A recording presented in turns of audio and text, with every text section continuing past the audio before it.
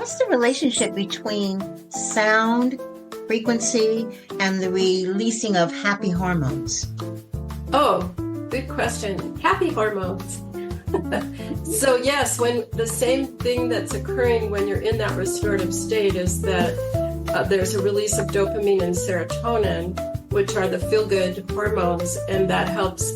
So when we're in a state where we are now, this is where we store trauma and PTSD.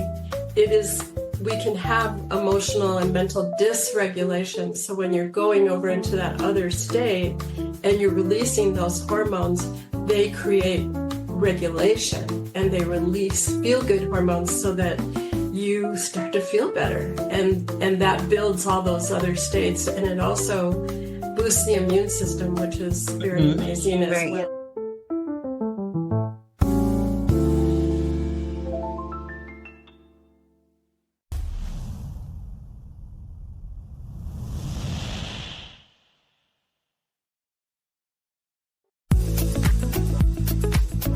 Hi, I'm Glennis Woods Mullins, and I love to help women to vibe, to be more vibrant, intuitive, beautiful, and empowered in midlife.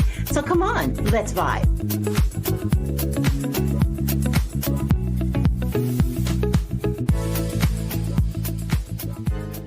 One of the reasons why I love what I do is I get an opportunity to share with you some of the premier experts in the field of mind, body, spirit wellness and holistic practices that can really make your life easier. It's so interesting that some of the things that can help us are really simple and not as complex as you might think. And I'm really glad that you have an open enough mind to be listening with us today, because I think it's open minds that ultimately heal. I have with me Dr. Susan James, and she works with sound. And I'm not going to read her bio. You can read the bio in the show notes. And how did you discover that sound could make such a huge difference in our lives? You know, I've always had an inclination towards music, although I don't consider myself a professional musician at all. But I started reading a book, this was ages ago, called Super Learning. So I'm interested in how we can transform ourselves. And then I was studying certain drum rhythm systems. At the same time, I became a medical and clinical hypnotherapist. And I was also working with a woman who did something called Tibetan sound blowing. And what I realized, I didn't realize it at the time. In some ways, it just kind of came together because I could understand how the system worked. And I was also working with different populations. So I was working with people with cancer and immune compromised illness.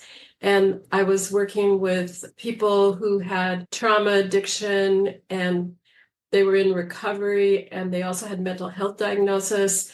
And then I also worked in internal medicine with pain patients. And then during that time, I also had a 3-year, I call it a mystical studies program. So with all of those groups, I was using these sound practices, and I had amazing results. I had a woman, a lot of times, especially in the treatment settings, people would come from all over the United States and sometimes from Canada and other countries. I would never see them again. And about 4 years later, I was at a master's level graduation ceremony, and one of the women who had gone through that program came down and sat next to me. So I hadn't seen her in all that time. And she said, "I just want you to know you saved my life. Your programs are what saved my life." So there were so many little instances that occurred where people said, "I can't meditate, but I can do this." And so I realized that it was very powerful and that people got these amazing changes. Some people would cry. Some people, those were probably more dramatic representations, but a lot of people felt very comforted, and it was a way for them to shift out of our normal state of consciousness into that restorative state. So That's really fascinating, because one of the things I think is fascinating about your background, some people might say initially, oh, well, the whole sound thing, it's all woo woo, there's no science behind it. But you are a woman of science. You have a doctorate in behavioral health and integrated medicine. And Yeah. still and yet, you realize the importance of maybe going beyond that because for the last 25 years, you've worked with people who have cancer, immune compromised illnesses, mental health diagnosis, trauma, addiction. I mean, there's a plethora of issues that people would think only something that's based totally and completely in science would they be able to help. But you have found that actually the sound thing is based on science. And I was wondering if you could kind of, you know, simplify a little bit how the sound does work to heal. Sure. So what happens is when we listen, I call it the lullaby effect. I made that up. I can't trademark it. But when there's a baby, we sing to them and they get used to the tone and our breathing and the consistency. We don't come up with we don't do another rock and blues number. We do the same one over and over. And the baby becomes, they make a connection to those sound patterns and the breathing. So it's a lot about the repetition and the pattern and the consistency of using that same one. And so our brain waves, when there's a certain pattern and tone that has certain, like I call like the ocean waves, they have a consistency, and people love ocean waves because it goes out and then there's a moment and then it comes back and then there's a moment. So we're very hardwired for those kind of consistent, particular repetitions. So when we hear them, our breathing changes at the same time, our brain waves change, and we go into that restorative state. So it's our breathing and our brain waves and our heartbeat as well. So our heartbeat, there's a thing called entrainment where we resonate with the external rhythm, and that holds us while we hear it. So as long as it's playing, just like the lullaby, we're held in that state. So that's how it works. And then when it's over, then there's a kind of a re-equilibration where we're coming back to ordinary consciousness. So, That's, go ahead. I was going to say, that's amazing. And the thing I find so amazing, you just got to talking about the ocean sounds. And this kind of reminds me of what I said earlier when we first started talking, that many times it could be things that in our immediate surroundings that could bring us comfort if we could learn how to harness that practice that involves those things. Like, for instance, the ocean. I see on your site, you have several examples of different kinds of sounds and things that people can listen to get an idea. But how do these different sounds work when it comes to releasing stress and trauma? And how, in this process of releasing it, how does it end up helping you to build resilience? Yeah, good question. How does that work? Yeah. So what happens when when we release? So right now we're in a state that's called beta, and beta is where we're on alert and we're noticing all the stimulus and we're responding to it. And this is the place where trauma is held in our neurological system. So when we move over into that relaxed state, it starts to heal the trauma. And it also, because that's a restorative state, we're also building, to me, it's a state where we're connecting also with our own inner wisdom and spirituality. So it's a very expansive state, and it builds our connection also to our insight. So when we're in that state, we're in like when you're in a lullaby, you're completely trusting. And when we're in this state, we are not trusting. When we're in normal consciousness, we don't trust everything. We're on alert, we're wondering, we have to evaluate, we're more in our kind of rational self. But when we're in that other state, we're building that connection to our intuition and all of those other components that are about also our inner spirituality. So those are restorative states, and we're able to, when we do it consistently. So it isn't a thing that you can do like today for an hour or something and then poof, you're healed. It's really a lifestyle change where you're accessing that state. And it is very similar. It's the same thing that would be what you would do if you were going to do meditation. But the issue with meditation is what I ran into is that so many people said, I can't meditate. I have too many negative thoughts or interfering thoughts, or I got to get up. And this is the place because of the sound. It helps you stay because of the repetition, and it holds you there. Your brain connects to it instead of having your thoughts kind of running rampant on their own.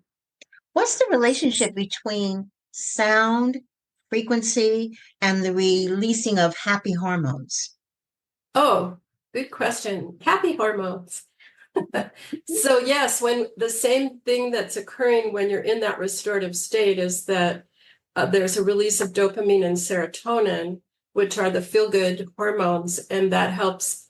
So when we're in a state where we are now, this is where we store trauma and PTSD. We can have emotional and mental dysregulation. So when you're going over into that other state and you're releasing those hormones, they create regulation and they release feel-good hormones so that you start to feel better. And that builds all those other states. And it also boosts the immune system, which is very amazing as Yeah, well. very Yeah. important. Yeah, it's so important to be able to heal from trauma because trauma, as they say in that famous book, The Body Keeps the Score, trauma impacts your whole body over time. And I think people in general have a tendency to think, well, I haven't experienced trauma because, no one's died. I didn't see a violent act. I didn't commit, but actually trauma can be something that someone said to you or an experience you had when you were in elementary school, not realizing that it impacted you in such a way that you're still carrying the impact of that in your body. That's why it's so important to take a look at these kinds of modalities, to peel back the layers and to ultimately heal that trauma instead of just always pushing it back and not dealing with that trauma because it will end up presenting in different ways. Like you said, a compromised immune system. do, can you tell us, you always hear about frequencies and things like that, sound frequencies. As I mentioned earlier, I interviewed someone on an earlier podcast that works with music and frequencies. What kind of frequency do we need to be at in order to release stress and to begin to experience healing of trauma? Is there a particular frequency or does it work that way? Well, some people say that there are certain frequencies that are resonant with the earth Mhm. frequencies. And I know, I mean, they're not really high frequencies. They're really the ones that I have discovered are of us, they have a rhythm because we're so hardwired to the repetition and the kind of rhythm. So if it was a rhythm like one big space, two, that's too slow. Mhm, mhm. So it's also about the rhythm and the pitch. So the frequency can be, there's different definitions of the word frequency. So a lot of times someone might think it's higher or lower, but Mhm. it's also about the literal how many times that Okay. frequency. Okay. How, So like the repetition of a particular frequency over time. yeah, so the frequency, so how many times I'm going to pick up my cell phone is how a frequency of picking up my cell phone, right? Hmm. Like how many times did you eat your chocolate today or Okay. whatever? Okay. Yeah, so there's different, I think there's how people apply that word. So what I noticed is also it's the repetitions and the rhythms that are very important. And Okay. also there's an intention as well. So are you familiar with the work of Masaru Emoto? No, tell me about it. So he was a Japanese researcher he has a video, and I think it's free on YouTube called Messages from Water. And he did research with freezing water crystals and putting intention into the water crystals. And what he discovered is that if you put negative intention, they have malformation. And if you put positive intention, so he used, I hate you, I love Yes, you. I've Yeah. heard of this study before. Yes, Yeah. yes, yes. So when the sound or the whatever you're creating, the intention that you bring to it also has an influence on the whole selection that you're using. So that's another piece of it as well. So it's about the intention And I always like to set an intention beforehand. Mm-hmm. And those are part of the programs that I have, is that there are intentions with all the different selections so that people are aligned with that intention. They're not, specific intentions, they're generalized intention, but that's another important piece to it. So let's say I'm someone, I'll use me as an example because I used to have an anxiety disorder, and I would say I'm probably about, I don't know, 98% anxiety free because of a plethora of holistic practices and therapy I went through many years ago. But say I've been diagnosed with anxiety or disorder and I don't want to take any pills, so I'm looking for alternative things to do. And I come to you, what would be the process? How would you begin to figure out what kind of sound I needed? What kinds of things do you take into consideration? Well, I have online programs that are designed specifically. So I have one called Mastering Challenging Times, and Mhm. that would be for somebody who has anxiety. So basically, it's a similar process that we were discussing before, which is the person listens to this sound pattern, and in the program there's different ones, so that they choose one that they prefer, and then they continue to use that one. So it's kind of back to that idea of the lullaby, that they build a relationship with it. Mhm. And then what happens is, so for example, let's say in my case, I'm not fond of going to the dentist like many Mhm. people. So, or, or it could be like an outpatient surgery where you feel anxious about it. You have your music on your phone and you listen to it, and because you have familiarity with it, you remember it, and the memory of it, and also the nature of that piece, your brain waves and your heart rate and your breathing all start to change, and you go into that relaxed state. So that's how I would have the person use it. And they could usually, if it's an anxiety disorder around certain and specific activities, like could be public speaking or whatever, then you use it beforehand Okay. Okay. to bring yourself. I mean, that would be a direct relationship to the activity, and then you would use it also regularly. So you are building your system for holding those other states. So if you think about, let's say our neurological system looks like this when we're in trauma. So if Mhm. you're teaching it to go like this and you're practicing every day, and then you get tension, then when you do it, it's going to know where to go because it's a familiar path, because you built that relationship with it. It's like playing the piano or some other It activity. sounds like you are creating new neurological experiences to help, or neural pathways. It's almost like a new Right. learning, a new different way of thinking to help Yes. make the difference. Okay. All right. And go ahead.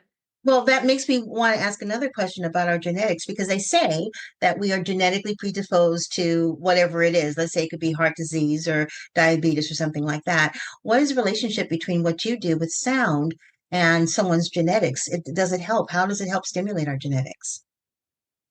Well, what the research shows is that when we're from childhood onward, whether we know it or not, as you mentioned, we have trauma and stress. And if you don't want to call it trauma, you can just call it stress. Mhm. And that stress creates cortisol and inflammation. And then over time, different people have maybe predetermined genetic responses to the stress that causes those things: heart disease, cancer, addiction, diabetes, and then the mental health diagnosis too, because it causes inflammation.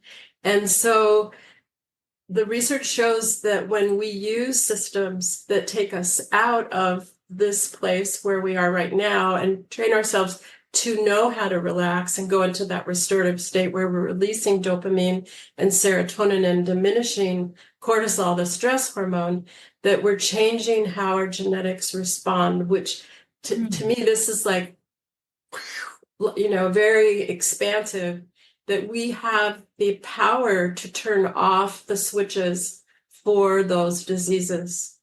That's So amazing. it And, is very and amazing. I've been hearing about this for a while, epigenetics. That's right. and how we actually have the power. And when you think about it, it makes so much sense because they say that we only use a small percentage of our brain. And there's so Right. much more that our brain could do if we knew how to access. Now, one of the things I'm curious about this because there's so many distractions that are out there that, keep us from the meditation or whatever. How does that work with sound?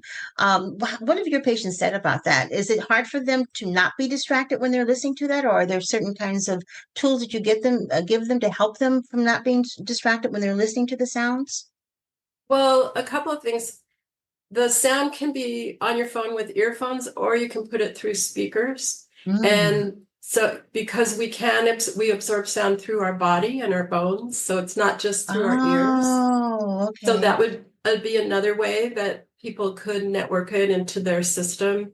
So ways to overcome distractions are to create a routine with it so that you kind of, it's like I brush my teeth in the morning. This is what I do. I have a certain chair I sit in. I have certain things I get set up beforehand so I'm hydrated, and I have these moments to relax, and you don't have maybe dogs running through or people that need things from you. So you to attend to all those things to create that space. But I also think that if you people have a family and they have other people who are in their household, to invite those people to share, because they also have stress, and because there's no research to exactly, well, it's starting to have research to support this, that we can get the trauma from our ancestors, right? So it's generational trauma, family trauma, Mhm. and we don't know, it's not conscious. I Right. always thought that we get trauma passed to us through secrets, through silence, through behaviors, through modification and emotions that are not talked about. And we don't know, but that's how our family relates Wow, to that is us. such a powerful statement. You're absolutely right. It kind of, I'm simplifying things, but it kind of has to do with that old-fashioned infection that you get. Let's say you cut your arm and you really don't, you cover it up with a Band-Aid and it takes longer to heal, or it doesn't heal at all and becomes infected because it was never really treated. And that's the same thing with what they call generational trauma. It's things that have happened in your family that no one talks about. And that trauma of it not having peeled back the layers and discuss it and deal with it and out in the open, it just carries on. Um, That's it, right. yeah. And that explains so much in terms of why we have some of the issues we have right now in this country, in terms of people not ever having the opportunity or even the know-how or awareness of the need to heal generational trauma. Have you ever worked with families that dealt with generational trauma? What were the outcomes? Well, I feel like when you work with the sounds, you're working with trauma generationally, whether you know it or not. You don't have to know about it. It's just that it's changing you and how you respond. And that's why I like to say if you have a family, invite them to listen as well, because they will also resonate. They're hearing the same sound. So you are connecting to the sound, but you are both people are. And so that creates harmonization with each other. And so there is healing going on it with those people. So to That's me, that's really beautiful. It is. That's fascinating. I'm willing encourage all the listeners to go to your website. I know you have some free downloads there that can give them some kind of an idea and shed light in terms of what this is. And you also work with other practitioners, employers, and things of that nature, as well as individuals when it comes to what it is that you do. So you do have an online practice as well. You don't have to have people that actually come to you. They can go to your website and order these sounds. Right. Well, they're programs, they're like systems that I created Okay, that the have programs, certain. So basically, let's say there's a certain listening program that's designed for connecting with your inner self. And then there's another one that takes people to another place, but it's a whole system with using the sounds. And then let's say there's 12 different pieces in that. You wouldn't do them all in one day. And what you do is you some of them you repeat every day if you can. I mean, I would advise it. And then other ones you do, so you might do bring in one a more advanced one today and then a different advanced one tomorrow. But the thing about sound is that because we are growing and changing, today when we listen to a certain piece, tomorrow or next week, there's another layer to it for us as we develop in our consciousness. So what I've learned also personally is that things that I started 20 years ago, they have deepened and expanded as I've done them every day. It's like praying or meditating or whatever you want to call it. There's an evolution to those practices that become way more expansive. That's very, very true. I love the idea of being able to include it. Let's say in my case, what I do, my spiritual practice in the morning, I have something that I call starting my day in a positive way. And there's several things that I do, and I've been doing it for 17 years, and it has made a profound difference in my life. Perhaps if I had done that earlier on when I was in corporate America, I would not have experienced the anxiety to the depth that I did. But I wasn't entering into any kind of self-care in the morning. It was like, get up, go. I had 4 little girls. I was married. I was climbing the ladder in corporate America, and I was just like this all the time until finally I hit a wall. But something like this, some of the programs that she has, I just wanted to share it with the listeners. Getting good sleep, managing pain, mastering challenging times, healing program, and spiritual awakening and transformative experience programs. Those are very powerful. Very powerful because I know how important, yes, I mean, because I know how important sleep is. I know people think, oh, I get 5 hours, that's all I need. But sleep, I mean, sleep in itself is restorative.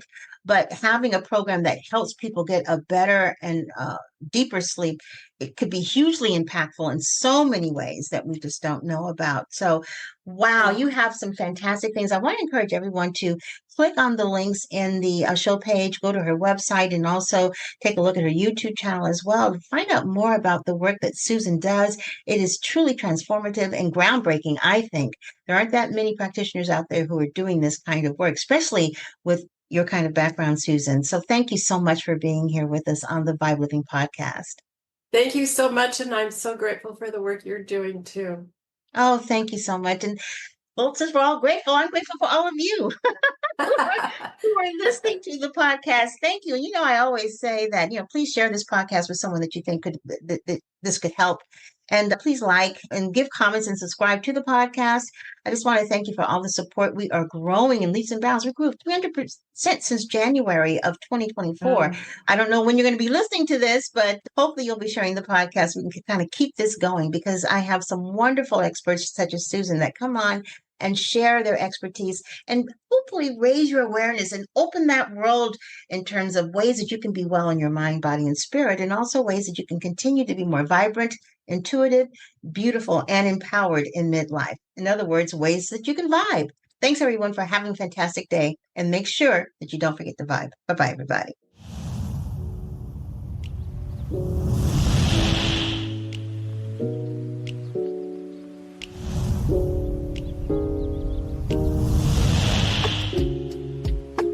Thanks for listening to the V.I.B.E Living Podcast. And don't forget to subscribe, like, and comment, and share this podcast. Have a fantastic day, and don't forget to vibe. Bye-bye, everybody.